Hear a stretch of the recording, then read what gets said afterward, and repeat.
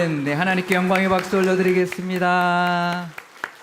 네, 옆 사람과 인사하시겠습니다. 반갑습니다. 축복합니다. 사랑합니다. 네, 오늘은 부활주일입니다. 우리 찬송처럼 예수님을 거기 가둘 수 없죠. 그 문을 박차고 예수님은 부활하셨습니다. 아멘. 네, 어제까지가 사순절이었고요. 오늘부터 부활절기가 시작이 됩니다. 사순절은 예수님의 고난과 십자가를 묵상하는 40일 동안의 경건과 절제의 절기라면, 이 부활절은 오늘부터 오순절까지 50일 동안 예수님의 부활을 기뻐하는 기쁨의 절기입니다. 이제 날씨도 좋아질 것이고요. 꽃도 만발할 텐데요. 마음껏 즐거워하시고 나들이도 가면서 부활의 기쁨을 누리시기를 바랍니다. 제가 이런 말 하기도 전에 이미 우리 선교회가 이번 주에 쫙 이렇게 야유회가 잡혀 있더라고요. 잘하셨습니다. 마음껏 즐거워하시고 마음껏 기뻐하시고 기쁨의 절기를 잘 보내시기를 바랍니다. 지난 주 중에 고난주간 특별 새벽기도회를 했는데요. 많은 성도님들이 오셔서 예수님의 고난을 묵상하고 기도하는 시간을 가졌습니다. 이번 특별 새벽기도 어떠셨나요? 사실 제가 더 많은 은혜를 받았습니다. 첫날 우리 대신 당하신 고난과 모욕이라는 제목으로 우리 대신 당하신 예수님의 고난과 수치를 묵상하고 감사하는 시간을 가졌고요. 둘째 날에는 악의 열심과 연합이라는 제목으로 악의 열심이 있습니다. 하지만 하나님의 열심을 이길 수 없음을 우리가 믿음으로 고백하고, 또 악의 연합을 무너뜨려 주실 하나님의 기막히신 그 역사하심도 기대하는 시간을 가졌습니다. 또 셋째 날에는 바른 분별과 선택의 결단이라는 제목으로 지혜 영이신 성령님의 도우심으로 늘 잘 분별하고, 또 그 어떤 위협과 두려움 앞에서도 죽으면 죽으리라 결단하는 그런 믿음을 위해서 또 기도했습니다. 넷째 날에는 십자가를 대신 진 구레네 시몬이라는 제목으로 말씀을 나눴는데요. 이 구레네 시몬은 예수님의 십자가를 억지로 대신 졌습니다. 하지만 그걸 통해 누린 은혜가 얼마나 큰지를 알게 되었습니다. 우리도 날마다 십자가를 지고 예수님을 따를 때 누리게 될 복과 은혜를 깨닫는 시간이 되었고요. 또 마지막 다섯 번째 날에는 십자가의 은혜와 끝없는 십자가의 사랑과 끝없는 은혜라는 제목으로 가상 7원의 그 첫 번째 말씀이 바로 예수님을 못 박는 그 자들을 위해 용서를 구하시는 그 예수님의 그 말씀이 가장 먼저 십자가에서 하신 말씀이라는 것을 보면서 우리도 원수까지 사랑하는 믿음을 다짐하는 시간이 되었고, 또 십자가에서 구원받은 한 강도처럼 겸손하게 하나님께 긍휼과 은혜를 구하는 믿음의 고백도 드리는 시간을 가졌습니다. 어느 말씀이 가장 마음에 계속 남으시던가요? 어느 말씀이 가장 이렇게 마음에 와 닿으시던가요? 저는 개인적으로 구레네 시몬의 이야기가 가장 큰 울림을 주었습니다. 예수님이 십자가를 지고 나를 따르라고 하셨는데, 정말 억지로라도 이렇게 십자가를 졌던 구레네 시몬이 많은 은혜를 받았고, 그 한 사람 때문에 온 가족이 초대교회의 큰 역할을 하게 된 것을 보면서 힘들더라도 십자가를 질 때 누리는 은혜가 있구나, 그것을 다시 한번 깨닫고 기대하는 시간이 되었습니다. 고난 주간에도 이렇게 말씀의 은혜가 있었으니까 앞으로도 특히 이 부활 절기에도 말씀의 은혜가 늘 가득하시기를 축복드립니다. 오늘은 부활주일 당일에 있었던 한 사건을 통해 은혜를 나눠보려고 합니다. 바로 엠마오로 가던 두 제자에게 예수님이 찾아오셨던 말씀인데요. 지난 요한복음 말씀에서도 늘 찾아오시는 예수님 모습을 보고 많이 은혜를 받았는데, 이번 고난 주간 동안 묵상했던 누가복음에서도 엠마오로 가던 두 제자를 찾아가신 예수님의 모습을 발견하게 되었습니다. 사실 이 두 제자는요, 12제자 같은 그런 제자들이 아니었습니다. 이 두 사람 중 한 사람의 이름이 성경에 나오는데요. 누가복음 24장 18절 앞부분입니다. 그 한 사람인 글로바라 하는 자가 대답하여 이르되, 그러니까 글로바라는 거죠. 이름을 밝히고 있는데요. 성경에서 이름을 밝히고 있다는 것은 이 누가복음을 받고 읽는 그 독자들, 누가복음을 읽는 사람들이 다 아는 사람이었을 가능성이 높습니다. 특히 이 글로바라는 이름은 요한복음에도 나오기 때문인데요. 요한복음 19장 25절 말씀입니다. 예수의 십자가 곁에는 그의 어머니와 이모와 글로바의 아내 마리아와 막달라 마리아가 섰는지라. 십자가 아래에 네 명의 여인이 있었는데 그 네 명의 여인이 첫 번째는 예수님의 어머니 마리아, 두 번째는 예수님의 이모, 이제 다른 성경에는 살로메라고 이름이 나오고요. 세 번째는 글로바의 아내 마리아, 네 번째는 막달라 마리아. 이렇게 네 명의 여인이 있었다라는 겁니다. 이 네 명 중 세 명이 마리아라는 거죠. 그 마리아 중에 바로 글로바의 아내 마리아가 있었다라고 밝혀주고 있는 것입니다. 그러니까 요한복음에서도 이렇게 언급할 정도로 글로바라고 하면 이 초대교인들은 누구나 다 알만한 그런 사람이었던 것이죠. 그런데 이 십자가 아래에 있었던 여인들을 또 묘사하고 있는 마태복음에서는 이렇게 기록해주고 있습니다. 마태복음 27장 56절입니다. 그 중에는 막달라 마리아와 또 야고보와 요셉의 어머니 마리아와 또 세베대의 아들들의 어머니도 있더라. 그러니까 여기서는 이제 세 명이 나오는데 어머니 마리아를 이제 뺀 것이죠. 막달라 마리아, 또 야고보와 요셉의 어머니 마리아, 세베대의 아들들 요한과 야고보의 아들들의 어머니 살로메, 이렇게 세 여인을 이제 말하고 있는데요. 그러니까 우리가 막달라 마리아는 똑같은 사람이고 세베대의 어머니는 이제 예수님의 이모면서 요한과 야고보의 그 어머니인데요. 그러면 이 야고보와 요셉의 어머니 마리아가 바로 글로바의 아내 마리아인 것이죠. 이 글로바의 그 이제 여기서 말하는 야고보는 요한의 형제 야고보가 아니고요, 요셉의 형제, 이 마리아의 아들, 이 글로바의 아들인데요. 12제자 중에 야고보가 2명 있었기 때문입니다. 요한의 형제 야고보를 큰 야고보, 또 이 마리아의 아들 야고보를 작은 야고보 이렇게 불렀는데요. 추정하기로 아마 키가 좀 작았거나 나이가 좀 어려서 그렇게 불렀으리라 그렇게 보고 있는데요. 그러니까 이 마리아는 예수님의 12제자 중에 하나였던 작은 야고보의 어머니였고 그의 남편이 바로 글로바였던 것입니다. 그렇다면 지금 그 아내는, 이 글로바의 아내는 십자가 아래까지 가서 예수님의 죽음을 애도하면서 슬퍼하고 있는데 이 남편이라는 사람은 지금 안식일이 지나자마자 곧바로 고향으로 돌아가고 있었던 것이죠. 지금 아들 둘, 아내는 아직도 예루살렘에 남아 있는데 자기 혼자 친구 한 사람하고 같이 고향으로 돌아가고 있었던 것입니다. 그러니까 그의 믿음은 그 아들들이나 아내보다 좀 부족했던 것이죠. 에이 뭐 예수님 죽으셨는데 그냥 집에나 가자 그랬던 것이죠. 그런 믿음의 그 두 사람에게 예수님이 친히 찾아가셨습니다. 사실 부활하신 예수님이 12제자들에게도 제대로 나타나지 않은 때였거든요. 그때까지 순서를 보면은요, 부활하신 예수님이 사람에게 보이신 그 순서가 막달라 마리아, 그리고 무덤으로 찾아갔던 여인들, 그리고 베드로에게 보이시고는, 그리고 난 다음에 아직 12제자에게 보이시기도 전에 엠마오로 가던 이 두 제자들에게 먼저 보이셨다라는 겁니다. 사실 그만큼 비중 있는 사람들이 아니었거든요. 근데 예수님이 그들을 왜 찾아가셨을까요? 저는 이번에 그 참 은혜를 받았습니다. 보통 그냥 엠마오로 가던 두 제자에게 예수님이 가셔 이렇게 알려주고 뭐 이렇게 여러 가지 이야기들을 우리가 보지만, 아니 그럴 만한 사람들이었나? 절대 그런 사람들이 아니었는데, 뭐 그들이 부활하신 예수님을 간절히 만나기를 원했던 것도 아니고 예루살렘에 남아서 간절히 기다렸던 사람들도 아닌데, 이 부활하신 예수님이 그들을 친히 찾아가 주신 것입니다. 왜 그러셨을까요? 게다가 그들은 예수님을 이제 대화 중에 보면 메시아라고 부르지도 않습니다. 그냥 선지자라고 부르고 있거든요. 누가복음 24장 19절과 21절 앞부분입니다. 이르시되 무슨 일이냐? 이르되 나사렛 예수의 일이니 그는 하나님과 모든 백성 앞에서 말과 일에 능하신 선지자이거늘 우리는 이 사람이 이스라엘을 속량할 자라고 바랐노라. 그러니까 능력 있는 선지자였지만 자기들이 기대했던 대로 그러니까 죄에서 구원하는 속량이 아니라 로마에서부터 해방시켜줄 그런 사람으로 믿었는데 그냥 십자가에 못 박혀 죽고 말았다라는 거죠. 그래서 예수님이 이제 메시아이심을 그 성경을 가지고 자세하게 설명을 해주신 것입니다. 누가복음 24장 25절에서 27절 말씀입니다.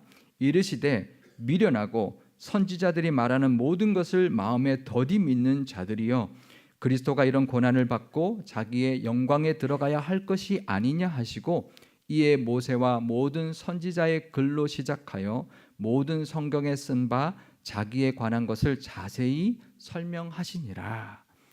그러니까 이렇게까지 미련하고 더디 믿는 자들에게, 그것도 그 단 두 사람에게 부활하신 예수님이 친히 찾아가신 거죠.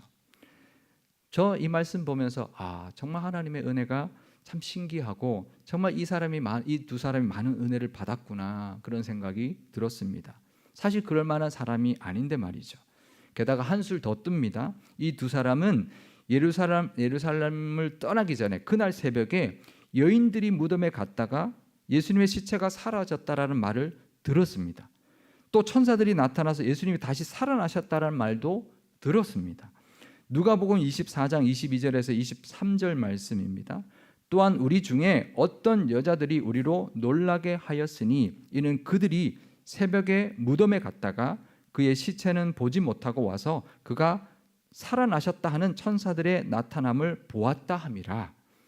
그러니까 이미 다 예수님의 시체도 없어졌고 천사가 예수님 살아나셨다는 말도 들었다라는 거죠. 근데 지금 고향으로 가고 있는 거죠. 믿지 못했던 것이죠. 사실 그 소식을 들었다면 궁금해서라도 남아 있지 않을까요? 근데 그러든 말든 뭐 예수님이 돌아가셨는데 무슨 말이야, 무슨 말도 안 되는 소리야, 그러고 그냥 지금 고향으로 돌아가고 있는 것이죠. 예수님이 제자들에게 죽고 사흘 후에 부활하실 것을 몇 번이나 말씀하셨습니다. 그 예수님의 말씀조차도 기억하지 못했던 거죠. 오히려 유대 종교 지도자들은 그 말을 기억했습니다. 그래서 빌라도에게 가서 이 사람이 죽고 사흘 만에 부활한다고 했으니까 사흘 동안 굳게 지켜달라고 했거든요. 근데 이 두 제자는 예수님의 그 말조차도 기억하지 못했던 거죠. 예수님 말씀이 그럼 사실인가? 이런 것도 없었다라는 거죠. 예수님을 그냥 능력 있는 사람 선지자로 여겼던 것입니다. 예수님의 하신 말도, 천사들이 부활했다고 하는 말도 믿지 못하는 사람들이었습니다. 그러니 절대로 12 제자들보다 더 먼저 찾아갈 이유가 하나도 없는 사람들이었습니다. 그러니 예수님이 이들을 찾아가신 거는요, 아주 특별한 은혜를 베풀어 주신 것입니다. 자격이 있어서 찾아간 게 아니고요, 그럴 만해서 찾아가 주신 게 아닙니다. 그냥 은혜였습니다. 그거 외에는 설명할 수가 없더라고요. 근데요, 제가 묵상하면서 이게 우리에게 베푸신 은혜구나. 사실 우리가 뭘 잘했다고 나 같은 사람에게 찾아와 주시고 예수님 믿게 하시고 구원시켜 주셨으니 우리도 이 엠마오로 가던 이 두 제자가 받았던 은혜를 누리고 있구나. 내가 대단한 사람이라서 찾아와 주신 게 아닙니다. 오직 은혜로 우리를 찾아와 주셨고요, 말씀 주셨고요, 지금도 우리를 인도해 주고 계시는 것입니다. 이 엠마오로 가던 두 제자가 누렸던 은혜를 우리도 지금 누리고 있음을 기억해야 합니다. 그리고 감사하는 시간 되시기를 바랍니다. 우리가 잘나서 아닙니다. 우리가 뭐 내세울 게 있다고, 하나님 보시기 뭐 그렇게 좋다고 우리를 찾아와 주셔서, 우리를 친히 찾아와 주셔서 우리를 구원해 주셨겠습니까? 그 은혜가 얼마나 큰지 감사하시는 저와 여러분 되시기를 바랍니다. 근데요, 그래도 이 사람들은 예수님을 가까이에서 따랐던 사람들이었습니다. 12 제자 중에 하나인 작은 야고의 아버지였고, 또 그의 아내는 예수님의 십자가 아래까지 갔던 4명의 여인 중에 하나였으니 늘 이 글로바는 예수님을 가까이에서 봤을 겁니다. 근데요, 부활하신 예수님을 알아보지 못했습니다. 누가복음 24장 16절 말씀입니다. 그들의 눈이 가리어져서 그인 줄 알아보지 못하거늘. 그 이유를 성경은 그들의 눈이 가려져서 예수님을 몰라봤다고 기록해주고 있습니다. 이 말은요, 부활하신 예수님의 모습이 너무 달라져서 못 알아본 게 아니라는 거죠. 그들의 눈이 가려져서 못 알아봤다는 것입니다. 우리도요, 눈이 가려져 있으면 제대로 보지 못합니다. 우리 눈이라는 게 정확하지 않거든요. 착시 현상도 있고요, 원하는 것만 보거든요. 똑같은 걸 봐도 사람마다 다 다르게 봅니다. 그러니까 그들의 믿음으로는, 정말 그들의 그 믿음으로는 아무리 하나님 예수님이 와도 못 알아보는 거죠. 그건 눈의 문제가 아닙니다. 믿음의 문제인 것이죠. 우리의 눈도 그렇습니다. 우리의 눈도 우리의 눈이 밝지 않으면 제대로 보지 못하는 거죠. 영적인 눈이 떠져 있지 않으면 아무리 하나님의 은혜 주셔도요, 믿음 없으면 그 은혜를 보지 못합니다. 눈이 가려져 있으면 은혜를 은혜로 보지 못합니다. 눈이 가려져 있으면 죄를 지으면서도 죄를 보지 못하는 것입니다. 그 두 사람에게 부활하신 예수님이 친히 찾아와 주셨는데요. 예수님을 알아보지 못하는데, 그 사람들도 알아보지 못하는데 우리는 오죽하겠습니까? 하나님이 은혜 주셔도 그게 은혜로 눈이 떠 있지 않으면, 믿음의 눈이 밝아 있지 않으면 은혜를 보지 못하는 것입니다. 그럼 어떻게 해야 될까요? 눈을 떠야죠. 영적인 눈이 떠져야 하는 것입니다. 영적인 눈이 밝아지는 은혜가 있으시기를 바랍니다. 그럼 어떻게 하면 될까요? 이 두 사람의 대화에서부터 우리가 찾아볼 수가 있습니다. 누가복음 24장 30절에서 31절 앞부분입니다. 그들과 함께 음식 잡수실 때에 떡을 가지사 축사하시고 떼어 그들에게 주시니 그들의 눈이 밝아져 그인 줄 알아보더라. 그러니까 예수님 그들과 함께 저녁 먹으시면서 떡을 가지고 축사하시고 떼어 줄 때 그때 눈이 밝아졌다라는 겁니다. 그러니까 이 말은 다른 또 이 말에 또 숨어 있는 그 은혜는요, 부활하신 예수님 베푸신 성찬이 이 사람들이 처음이었다라는 거예요. 이 사람들이 과연 무엇이길래 부활하신 예수님 처음으로 성찬을 그들에게 베풀어 주었다라는 거죠. 정말 특별한 은혜를 계속 주고 있는데요. 우리가 영적인 눈을 밝아질 수 있는 것, 어떻게 해야 될까? 우리도 오늘 성찬하는데 성찬하면 눈이 다 밝아질까요? 성찬한다고 다 밝아질까요? 그러기 위해서는 선행되어야 될 것이 있습니다. 그건 이 두 사람의 말에서 계속 찾아볼 수가 있는데요. 누가복음 24장 32절 말씀입니다. 눈이 떠지고 난 다음에, 그리고 예수님이 이제 사라지고 두 사람의 대화가 이어지는데요. 그들이 서로 말하되 길에서 우리에게 말씀하시고 우리에게 성경을 풀어 주실 때에 우리 속에서 마음이 뜨겁지 아니하더냐. 그러니까 먼저 말씀이 있었습니다. 말씀을 들었습니다. 그 말씀으로 가르쳐 주실 때 그 말씀으로 마음이 뜨거워지는 것이 있어야 합니다. 말씀의 은혜가 먼저 있어야, 그래서 마음의 뜨거움이 있어야 우리의 눈이 밝아지는 것입니다. 말씀의 은혜가 있으시기를 바랍니다. 그 다음에는요, 예수님과 동행해야 합니다. 그 사람들이 하루 종일 예수님과 동행했습니다. 그 다음에 이제 그 어떤 숙소에 들어갈 때 예수님께 청해서 오늘 밤에도 같이 유해해 주시기를 청했습니다. 그러니까 길을 갈 때도, 숙소에 묵을 때도, 식사를 할 때도 늘 주님과 함께 했고, 그 주님과 함께 하고자 하는 그 마음이 그들에게 있었습니다. 그것이 계기가 되어서 눈이 떠진 것이죠. 그럴 때 성령께서 역사해 주시는 것입니다. 그러니까 정리를 하면 이렇습니다. 말씀을 통해 마음이 뜨거워져야 되고요. 늘 예수님과 함께 걸어가는 일상을 살아가기를 원하고, 또 삶의 자리에서 그분의 손길을 늘 경험하고, 또 성령의 도우심을 구할 때 우리의 눈도, 우리의 영적인 눈도 이 두 제자들처럼 밝아지게 될 것입니다. 이 부활절을 맞이하여서 부활하신 예수님을 만나는 은혜와 또 성령의 도우심으로 눈이 밝아지는 은혜가 있으시기를 주님의 이름으로 축원드립니다. 근데요, 엠마오로 가던 두 제자의 이야기가 여기서 끝나지 않습니다. 보통은 우리 같으면 여기서 끝날 때가 참 많습니다. 하나님이 찾아와 주셨다. 말씀으로 뜨거움을 주셨다. 그래서 영적인 눈이 밝아지는 은혜를 받았다. 너무 감사하다. 그리고 끝날 때가 참 많다는 거죠. 그런데 이 두 제자는 거기서 멈추지 않았습니다. 누가복음 24장 33절에서 35절 말씀입니다. 곧 그때로 일어나 예루살렘에 돌아가 보니 11 제자 및 그들과 함께 한 자들이 모여 있어 말하기를 주께서 과연 살아나시고 시몬에게 보이셨다 하는지라. 두 사람도 길에서 된 일과 예수께서 떡을 떼심으로 자기들에게 알려주신 것을 말하더라. 그러니까 우리나라식으로 표현하면 먹던 밥 숟가락 놓자마자 그냥 그 자리에 놓고 바로 그냥 그 자리에 일어나서 당장 예루살렘으로 달려갔다라는 거죠.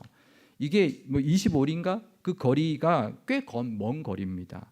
여기서 가면요 거의 뭐 한 서울에서 출발해서 거의 뭐 한 용인 정도까지 가야 되는 거리인데요. 저녁을 먹고 놓자마자 그 밤에 바로 예루살렘으로 돌아왔다라는 거죠. 제자들에게 이제 가서 전하는 거죠. 길에서 예수님을 만났다. 떡을 떼어 주실 때 눈이 밝아졌다. 그래서 예수님을 알아보게 되었다라는 것을 다 전했던 것입니다. 그러니까 부활을 전하고 간증하는 사람이 되었던 것이죠. 자기의 생각과 자기가 살아왔던 그 삶의 모습과 그 방향을 이제는 접고요. 다시 예루살렘으로 돌아가서 부활의 증인이 되었던 것입니다. 그동안 그들은 12제자의 반열에 들어가지 못하던 사람이었습니다. 12제자의 아버지로서 그냥 멀찍이 예수님만 따랐던 사람들이었습니다. 하지만 달라진 것이죠. 달려가서 예수님의 부활을 증거하는 믿음의 사람이 되었습니다. 아마 그래서 그 이후에 이 사람의 이름 글로바가 성경에 기록되었고 초대교회에 있는 많은 사람들이 다 말만 하면 그 이름만 대도 아는 사람이 되었을 것입니다. 2세기 기독교 저술가 헤게시푸스라는 사람의 그 전승이 있는데요. 거기에 보면 이 글로바의 아들 중에서 시므온이라는 아들이 있는데 이 시므온이 예루살렘 초대교회의 첫 번째 감독이었던 예수님의 동생 야고보를 이어서 야고보가 순교한 뒤에 2대 감독이 되었다고 전해오고 있습니다. 그러니까 이 글로바가 은혜를 누린 거죠. 억지로 십자가를 진 구레네 시몬 때문에 온 가족이 하나님 앞에 쓰임 받았던 것처럼 이 글로바 때문에 온 가족이 또 하나님 앞에 귀하게 쓰임 받는 사람이 된 것입니다. 이 사람들이 받았던 은혜, 이 특별히 글로바가 받았던 은혜는요, 미련하고 더디 믿는 자격 없는 자에게 찾아가신 그 은혜, 또 마음이 뜨거워지게 말씀을 주시고 눈이 밝아지는 그 성령의 은혜를 주신 그 은혜가 이들에게 있었습니다. 부활하신 날 예수님을 만난 그 즉시 달려가 부활을 증거했던 이 글로바처럼 우리도 부활주일에 우리를 찾아오시는 예수님을 만나시고 마음이 뜨거워지는 은혜와 눈이 밝아지는 은혜를 누리시기를 바랍니다. 또 부활을 증거하는 삶을 살아가시기를 바랍니다. 그래서 나 때문에 우리 온 가족이 하나님 앞에 쓰임 받고 특별한 은혜를 누리시는 모든 가정들이 다 되시기를 축복드립니다. 이 부활절에 글로바가 누렸던 이 복을 다 받아 누리시는 상일교회와 모든 성도님들이 다 되시기를 주님의 이름으로 축원드립니다. 기도하시겠습니다. 예수님의 부활로 부활의 소망을 우리에게 주시는 하나님 아버지, 죽음의 권세를 이기시고 부활하신 예수님을 찬양합니다. 이 부활주일의 예배를 기쁘게 흠양하여 주시고 영광받아 주옵소서. 미련하고 마음에 더디 믿는 엠마오로 가던 그 두 제자들에게 찾아가 주셨던 것처럼 자격 없고 믿음 없는 우리에게도 찾아와 주셨고 은혜 주고 계시니 감사와 영광을 올려드립니다. 우리에게도 말씀 주셔서 마음이 뜨거워지게 하여 주시고 늘 우리와 동행하심으로 주님의 손길을 늘 경험하게 하옵소서. 길을 갈 때나 먹고 마실 때나 무엇을 하든지 우리의 영의 눈이 밝아지는 은혜도 더하여 주옵소서. 그래서 베풀어 주고 계시는 은혜를 은혜로 볼 수 있게 하시고 그 은혜로 더욱 마음이 뜨거워지게 하옵소서. 이제 우리의 믿음도 엠마오로 가던 그 두 제자들처럼 달려가 부활을 증거하는 믿음으로 나아가는 부활의 증인들 다 되게 하옵소서.